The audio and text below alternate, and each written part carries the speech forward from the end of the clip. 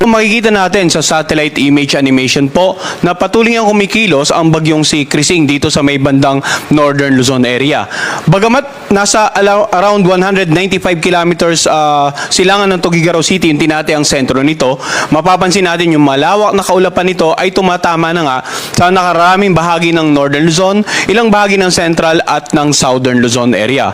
Ang tropical storm na si Krising ay may mga pagbugso ng hangin na tinatayang aabot sa 75 kilometers per hour or 90 kilometers per hour at kumikilos naman ito sa direksyong west-northwest sa bilis na 25 kilometers per hour.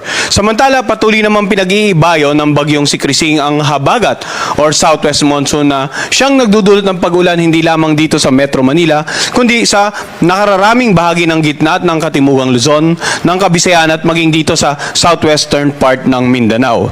So ano nga ba inaasahan muna natin na mga senaryo regarding sa papalapit na bagyong si Krising? Unahin po natin yung mga lugar na may wind signal, no?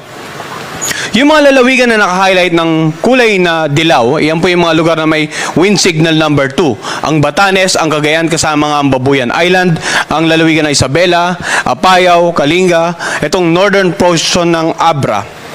Samantala, wind signal number 2 rin dito sa eastern portion ng Mountain Province, eastern portion ng Ifugao, sa Ilocos Norte, at sa northern portion ng Ilocos Sur. Ano nga ba inaasahan ng mga kababayan natin dito sa mga lugar na may wind signal number 2? Inaasahan pong makakaranas sila ng masungit na panahon at magkakaroon ng maalon hanggang sa napakaalong mga karagatan. Pag sinabi po nating masungit na panahon, mga pag-ulan na pwedeng magdulot ng mga pagbaha, lalong-lalo na sa mga low-lying areas o mababang lugar. Pag-uho ng lupa naman sa mga lugar na malapit po sa paanan ng bundok, lalong-lalo na po kung ilang araw nang nakakaranas sa pag-ulan itong mga nabanggit nating lugar. Samantala yung malalakas na hangin na dala nito, pwedeng makapagpatumba na or makasira ng mga bahay na gawa sa mga magagaan na materyales.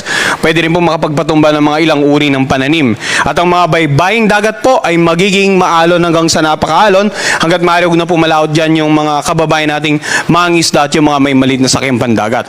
Samantala yung mga lugar naman na naka-highlight ng light blue, yan po yung mga areas na may wind signal number 1. Ito pong lalawigan ng Quirino, Nueva Vizcaya, yung natitirang bahagi ng Mountain Province, natitirang bahagi ng Ifugao, natitirang bahagi ng Abra, ang buong Benguet, natitirang bahagi ng Ilocos Sur, lalawigan ng La Union, itong northern portion ng Pangasinan, wind signal number 1 din sa northern portion ng Aurora at sa northeastern portion ng Nueva Ecija.